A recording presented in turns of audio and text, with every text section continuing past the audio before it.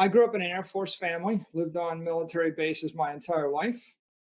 I went to MIT on an Air Force scholarship. I got a degree in astronautical engineering, studied spaceship design. While I was there, I got another degree in the history of science. I studied the structure of scientific revolutions and paradigm shifts, and became very fascinated with how new technologies get introduced. Um, Learned to fly in the Air Force, uh, but I never went active duty because just as I was about to graduate, the Cold War ended. Uh, the Reagan Star Wars buildup won it. And one day, my commanding officer walked into the room and said, "You know, we paid for education. You're on the hook for 5 years active duty. But if you want to join the reserve, you can do that. And if you want to go active duty, then you're going to wait 2 years before you get called up."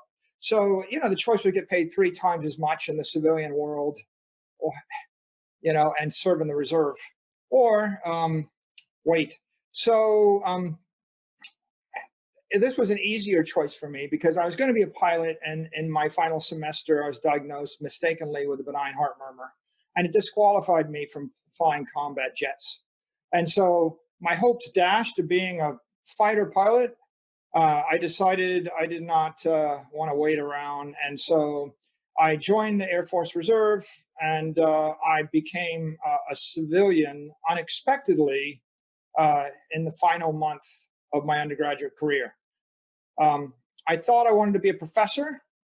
I got into a PhD program, but I had no money. And so I decided I would go work for a year, and then I would apply for a fellowship, and then I would go back and get my PhD. I worked for the first 6 months. The company I worked for blew up, and I ended up working at DuPont, and I was building computer simulations for DuPont. And around the 18-month point, I tendered my resignation to go back to MIT. And I was building computer simulations to predict the return on billion-dollar capital investments in the petrochemical industry. And the computer model was going to be used to justify a $1.5 billion investment.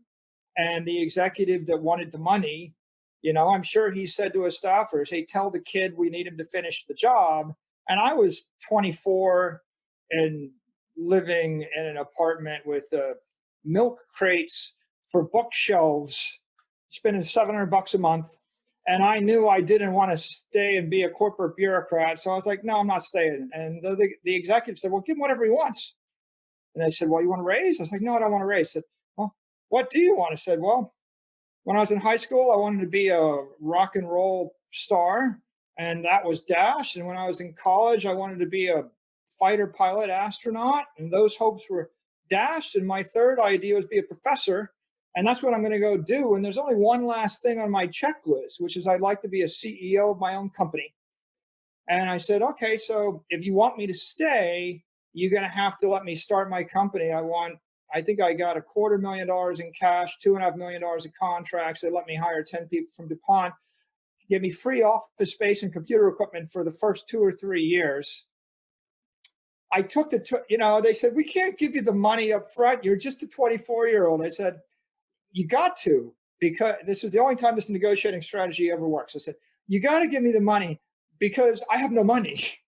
Like I had, they said, "Well," and they went back to their boss, and they did this deal that you would never, ever, ever do. But I just happened to be the one guy on the East Coast that could make their computer program work.